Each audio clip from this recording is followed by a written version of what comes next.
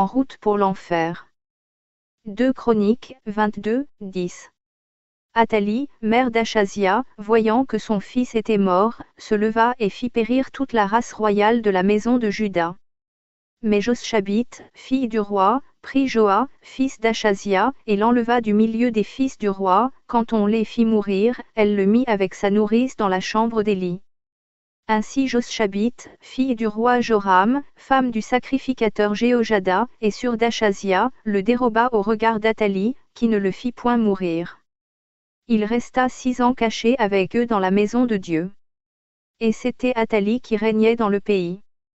La suite dans 2 Chroniques, 23, 21. 2 Chroniques, 24, 7. Le 16 mars 2019. Je me suis sentie très faible pendant la prière ce matin-là. Au fur et à mesure que le temps passait et que l'adoration s'intensifiait, je me sentais de plus en plus faible au point où je ne tenais presque plus bien qu'étant assise. Je ressentais une forte décharge que je ne parvenais pas à supporter, mais j'étais là. Mon être spirituel s'est retrouvé quelque part en compagnie d'un ange qui avait l'apparence d'un vieillard. Il était revêtu à la manière des gens d'avant, une large tunique, avec, me semble-t-il, une écharpe sur la tunique, ça contournait ses épaules. Il avait des sandales comme des pieds nus d'avant de couleur dorée. Ses vêtements étaient d'une blancheur éclatante. Il me dit, servante, sois forte, car là où nous allons aller aujourd'hui, tu n'as jamais été là-bas. Aussitôt, nous nous sommes retrouvés en bas dans la terre. Dans le ventre de la terre, il faisait très sombre. Je pouvais voir des flammes et tellement vives. Il faisait très chaud, il y avait aussi des cratères remplis de flammes géantes et très vives. 2 Thessaloniciens, 1, 8. Des âmes criaient de partout. Des cris qui transperceraient le cœur le plus dur au monde. Il se trouve que les flammes de ce lieu sont vives, mais les ténèbres étouffent aussi bien qu'il n'y a pas de lumière là-bas. L'ange me dit d'attendre un petit moment, de toute façon j'étais paralysée par ce que j'entendais et je n'avais aucune envie de bouger de là si ce n'était de sortir de là. Au bout d'un moment, l'ange et moi fûmes éclairés. Je vis à l'intérieur de ces cratères des âmes qui brûlaient vives. Elles étaient enchaînées les mains derrière le dos. Les cratères prenaient feu comme du papier en même temps que les âmes se reconstituaient et puis ensemble avec les âmes prenaient encore feu. Lorsque les âmes étaient calcinées, les cratères devenaient comme du papier brûlé et le cycle recommençait. Je n'arrivais même pas à faire un geste quelconque tellement la condition de ces âmes me paralysait. Je ne pouvais m'empêcher de pleurer. L'ange me dit de le suivre. En marchant, une âme m'appela du milieu d'un des cratères dans lequel elle était.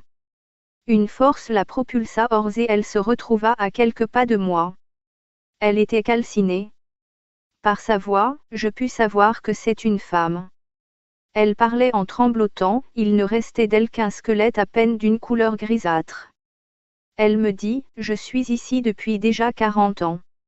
Je m'appelle Caroline. Sur Terre, je vivais en Angola, mais j'ai eu le privilège de voyager dans plusieurs pays là où le Seigneur m'envoyait témoigner. Au lieu de me limiter à témoigner, je m'étais mise à prêcher, comme les femmes pasteurs. 1 Corinthiens, 14, 33-34. Les pasteurs que je croisais m'encourageaient dans cette voie et j'avais commencé à ne plus écouter le Seigneur. Je m'étais laissé emporter par le goût du luxe, l'amour du succès et l'orgueil. Avant que le Seigneur m'appelle à le servir, j'étais une prostituée, j'avais contracté 5 maladies, 3 maladies sexuellement transmissibles et 2 maladies vénériennes. J'en parlais à une amie chrétienne qui m'invita dans son église. Aussitôt arrivé à l'église, le pasteur et sa femme se sont empressés de prendre soin de moi.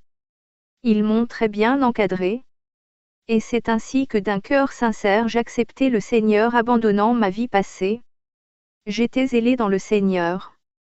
Et lorsque le Seigneur m'a guéri, j'ai commencé à témoigner dans mon église, puis d'église en église et je m'étais laissé emporter par cette vie à laquelle j'avais pris goût. Mon pasteur me prévenait toujours pour me ramener dans les normes du Seigneur, mais plusieurs autres pasteurs le dénigraient et m'encourageaient. Cette vie a duré pendant 12 ans, le Seigneur ne cessait pas de se révéler à moi pour me ramener à lui, mais j'attribuais ces révélations à Satan. Je me disais que c'est Satan qui voulait me dissuader pour m'empêcher de servir Dieu. Je m'apprêtais encore à aller prêcher dans une église quand la mort m'a surprise. Moi-même j'avais déjà mon église, comme pasteur responsable. 1 Timothée 2, 12. Que je dirigeais, mais comme je voyageais beaucoup j'avais déjà délégué des fidèles que je jugeais matures pour faire l'œuvre en mon absence. Dès que je suis morte, j'ai atterri dans ce lieu de tourment. Je n'avais que 40 ans. Si je vivais encore j'allais avoir déjà 80, hélas. S'il te plaît, moi je ne peux plus rien, mais toi tu peux encore faire quelque chose.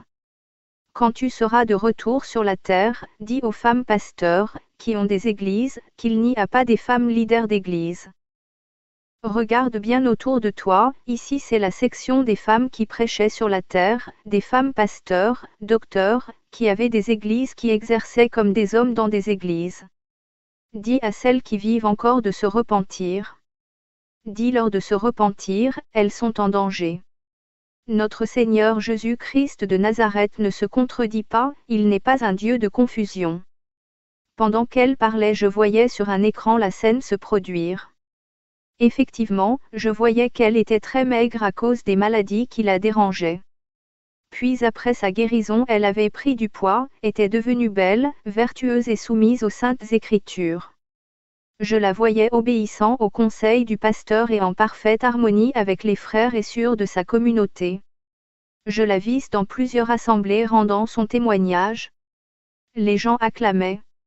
Au début je pouvais voir que cela la gênait, mais au fur et à mesure qu'elle allait témoigner là où elle était invitée, elle changeait d'attitude, elle aimait se glorifier. Dans son église qu'elle avait ouverte, tous les membres l'appelaient maman pasteur et cela la réjouissait beaucoup. Je voyais à l'écran comment les membres de son église la vénéraient, lorsqu'elle faisait son entrée, c'était très triomphal, toute l'assemblée se levait, l'applaudissait. J'ai vu comment dans son salon, un jour que le pasteur que le Seigneur avait utilisé pour la guérir voulait la voir pour l'exhorter une énième fois à se repentir, elle tourna le dos au pasteur et c'était la dernière fois qu'ils s'étaient vus. À chaque fois le pasteur cherchait à la voir, mais elle l'évitait toujours s'enfonçant ainsi dans son erreur. Elle vivait dans un grand luxe. Quand elle eut fini de parler, une force comme un vent la tira avec violence par derrière, la jeta de nouveau dans le cratère duquel elle avait été projetée vers moi. L'ange me dit, « Viens, suis-moi. » Je répondis à l'ange de me faire sortir de ce lieu. Comme il ne me répondait pas, je me suis mise à prier le Seigneur. Alors au bout d'un moment, l'ange me dit, « Le Seigneur a accepté ta demande, mais il me charge de te dire qu'il n'a pas fini de te montrer des choses. Car il veut encore te montrer certaines choses pour que tu ailles transmettre à son peuple. Viens, je te ramène. » Il me ramena dans ma demeure, à la salle de prière. Je me sentais très mal dans mon corps, en plus j'étais très peinée de ce que je venais de voir. Il était 11h33 lorsque je me suis retrouvée à la maison. Contact, plus 241 04 04 57 93. 06 18 26 72. Fait à Libreville, Gabon.